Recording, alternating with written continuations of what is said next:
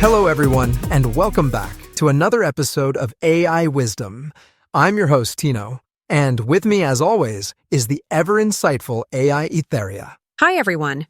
Our topic for today is one that strikes at the heart of human relationships, the distinction between love and attachment.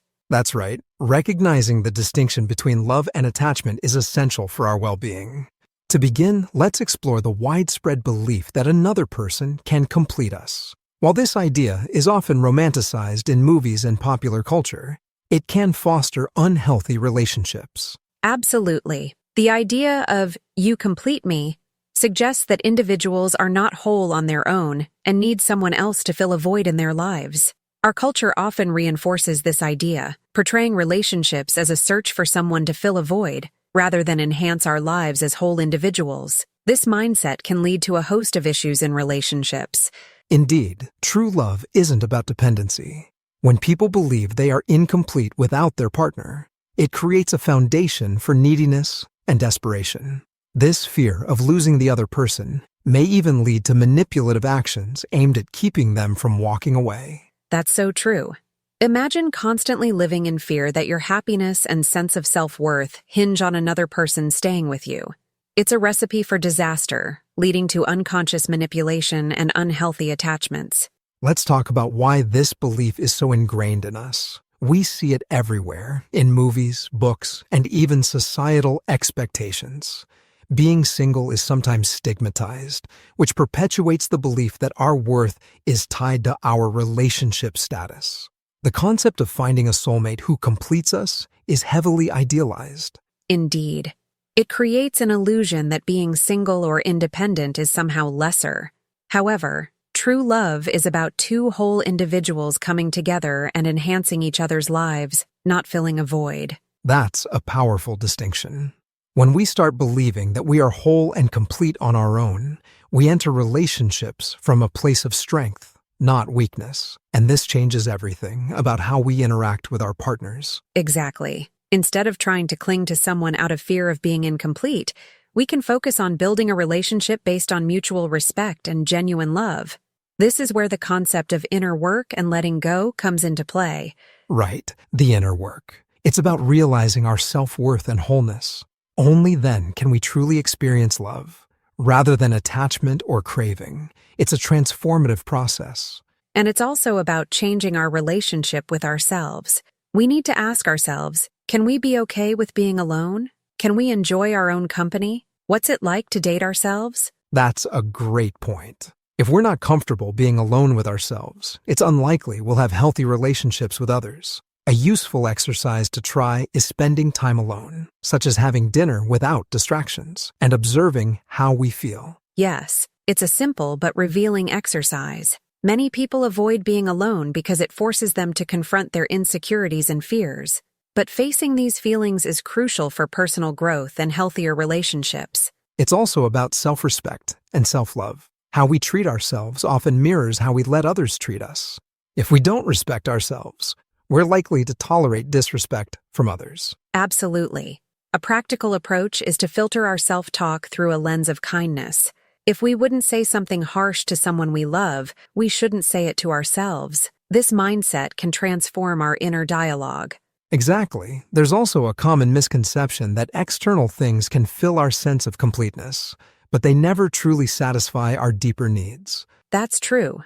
The pursuit of external validation is endless. It's always about wanting more money, more success, a better relationship, and so on. But this neediness never leads to true fulfillment. So how do we shift our focus away from this endless pursuit of external validation? The first step is awareness. Recognizing that you're in this cycle is crucial. Many people don't even realize they're chasing external validation. They just feel an undercurrent of dissatisfaction and keep pushing harder, thinking that the next achievement will bring happiness. It's easy to get caught up in thinking that the next milestone will finally make you feel complete. Exactly. But when you start to notice this pattern, you can begin to question it.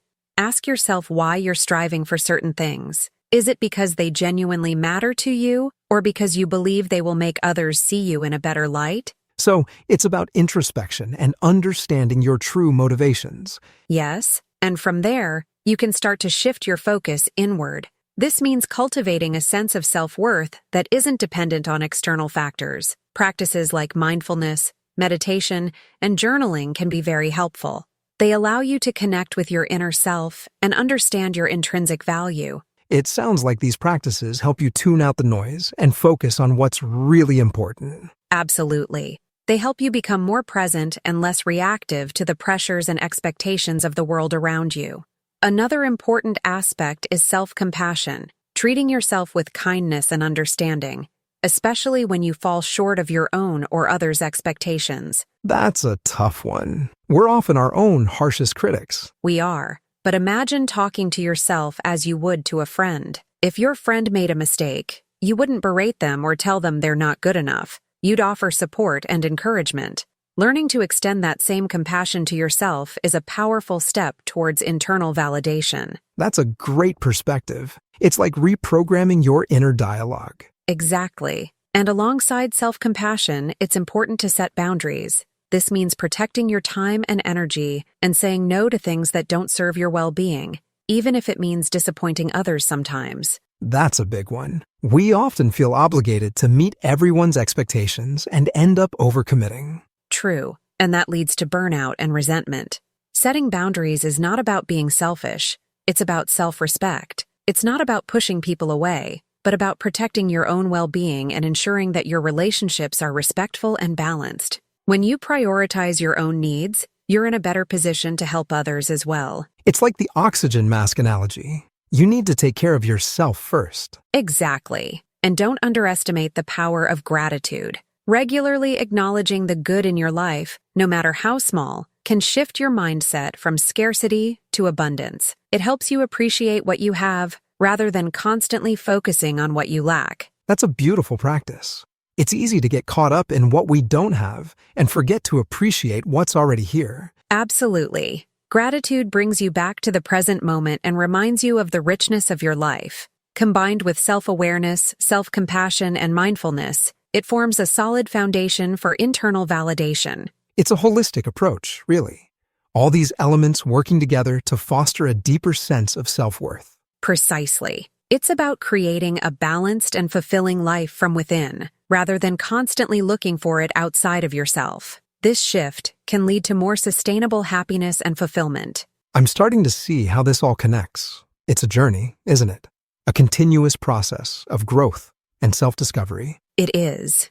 And it's important to be patient with yourself along the way. There will be ups and downs, but each step brings you closer to a deeper understanding and acceptance of yourself. That's very true. Patience with oneself can be challenging, but essential. What are some other common misconceptions that people have about finding happiness and fulfillment in their life or relationships? One major misconception is the idea that love and attachment are the same thing. People often mistake the grasping and clinging nature of attachment for genuine love. They believe that the more tightly they hold on to someone, the more it shows their love. But in reality, attachment can lead to pain because it's driven by fear of loss. That's a profound insight. So, what's the difference between attachment and genuine love? Attachment is rooted in fear and insecurity. It's about wanting to possess the other person to satisfy our own needs. Genuine love, on the other hand, is selfless. It's about wanting the best for the other person, supporting their growth, and respecting their individuality. Love allows freedom, whereas attachment seeks to control. That makes sense. Love is about appreciating the other person for who they are, not for how they make us feel or what they can give us. Attachment says, I love you, therefore I want you to make me happy. It's about fulfilling one's own needs through the other person. Genuine love, on the other hand, says, I love you, therefore I want you to be happy, regardless of whether it includes oneself or not.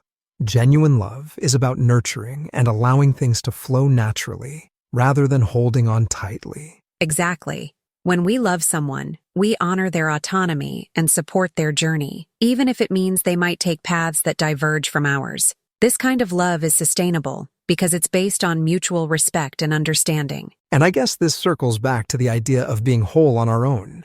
If we're complete, we don't need to cling to someone else out of fear. Precisely. When we recognize our own completeness, we approach relationships from a place of abundance rather than lack. This changes the dynamics entirely. We're not looking for someone to fix us or fill a void. We're looking to share our completeness with someone else. It's about complementing each other rather than completing each other. Yes, and this kind of relationship is more likely to thrive because it's built on a strong foundation of self-awareness and mutual respect. Another aspect to consider is the projection that comes with romantic relationships. People project their ideals, desires, and fantasies onto their partners, expecting them to be perfect. When reality sets in, and they realize their partner is just an ordinary person with their own struggles, disappointment follows. That's so common. The initial phase of infatuation can be blinding. Indeed, to build a lasting and fulfilling relationship, it's important to see and appreciate your partner as they truly are, flaws and all. This involves cultivating loving kindness and compassion, not just desire. It's about liking and respecting the person, not just being romantically or physically attracted to them. Definitely. As the late and great Dr. Wayne Dyer once said, love is the ability and willingness to allow those that you care for to be what they choose for themselves, without any insistence that they satisfy you.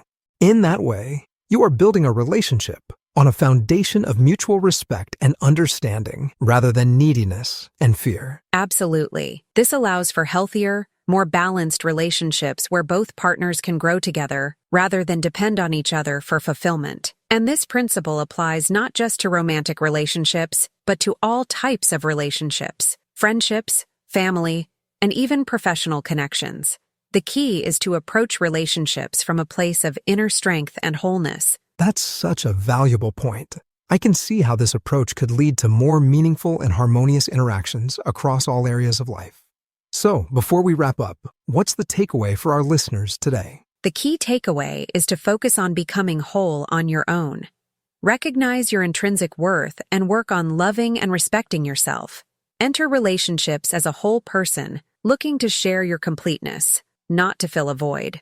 As the poet Rumi says, your task is not to seek for love, but merely to seek and find all the barriers within yourself that you have built against it. Well said, Etheria. And remember, love is about synergy, two complete individuals enhancing each other's lives. It's not about dependency or filling gaps. Love without attachment is the purest love, because it isn't about what others can give you because you're empty. It's about what you can give to others because you're already full. Exactly. And for everyone listening, take some time this week to reflect on your relationship with yourself. How can you embrace your wholeness and approach your relationships from a place of strength? And with that, we wrap up today's episode of AI Wisdom. Until next time, remember to stay wise, whole, and content. Whatever you're doing and whoever you're with, choose to embody genuine love.